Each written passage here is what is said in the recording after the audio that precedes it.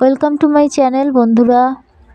মল্লিকাস ক্রিয়েশনের তরফ থেকে তোমাদের সকলকে মকর সংক্রান্তির অনেক অনেক শুভেচ্ছা। কারণ আমি ভিডিওটা যখন পোস্ট করব মকর সংক্রান্তির দিনই তোমরা পাবে, সেজন্যই আগাম শুভেচ্ছা দিয়ে দিলাম।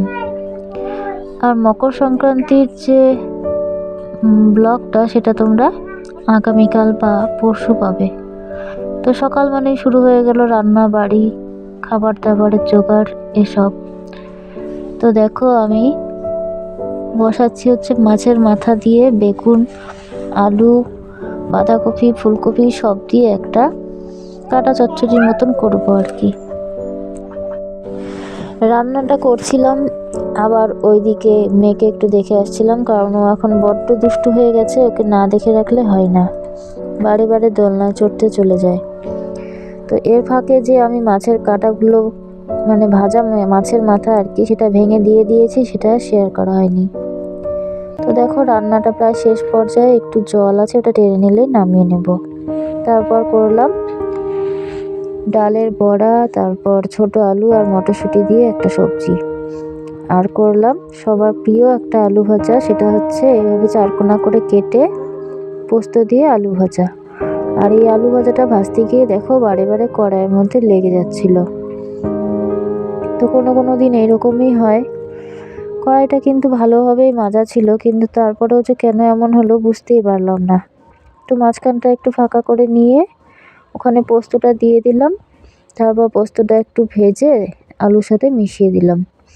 তো খেতে খারাপ হয়নি, যতই লেগে যাক।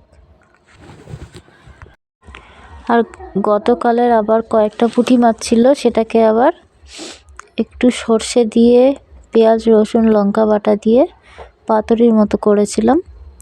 তো ওটা রান্নাটা শেয়ার করিনি। তারপর বিকেলবেলা একটু রাস্তায় গেছিলাম। তো দেখো কী অবস্থা আমাদের এই বাড়ির সামনের রাস্তাটার, মানে পুকুর পাড়গুলো বাঁধাইয়ের কাজ হচ্ছে, তো তা এখানে বোধহয় আরও কিছু পাথর লাগবে, সেজন্য কাজটা এই পরিমাণে রেখে দিয়েছে আর কি। তারপর সন্ধ্যাবেলা চলে আসলাম, একটা জন্মদিনের নিমন্ত্রণ ছিল পাশেই, মেয়ে আর আমি আসলাম, বাড়ির সকলেরই নিমন্ত্রণ। তো মা আর তিতিনের পাপা পরে আসবে বলল, আর আমি আর মেয়ে এইমাত্রই আসলাম, ওরাও কেক কাটছিল। তো আমার এই আজকে ছোট্ট একটা ভিডিও তোমাদের সাথে শেয়ার করলাম, আশা করি তোমাদের ভালোই লাগবে। এইভাবেই তোমরা আমার পাশে থেকো, আমার চ্যানেলটিকে বড় করতে এগিয়ে নিয়ে যেতে সাহায্য করো, আর আমিও তোমাদের পাশে থাকবো। নতুন বন্ধুদের আমার পরিবারে অনেক অনেক স্বাগত। আর এতক্ষণ পর্যন্ত কষ্ট করে যারা আমার ভিডিও দেখলে তাদেরকেও অসংখ্য অসংখ্য ধন্যবাদ। সকলে ভালো থেকো, সুস্থ থেকো, আর আমার চ্যানেলের সাথে জুড়ে থেকো। আবার ফিরে আসবো এর পরের অন্য কোনো নতুন ভিডিও নিয়ে। তবে এর পরের ভিডিওটার কথা বলি, সেখানে একটা পুজোর ভিডিও আমি শেয়ার করব, একটা অত্যন্ত পুরনো দিনের একটা পুজো, তোমরা কষ্ট করে দেখো সেই ভিডিওটাও।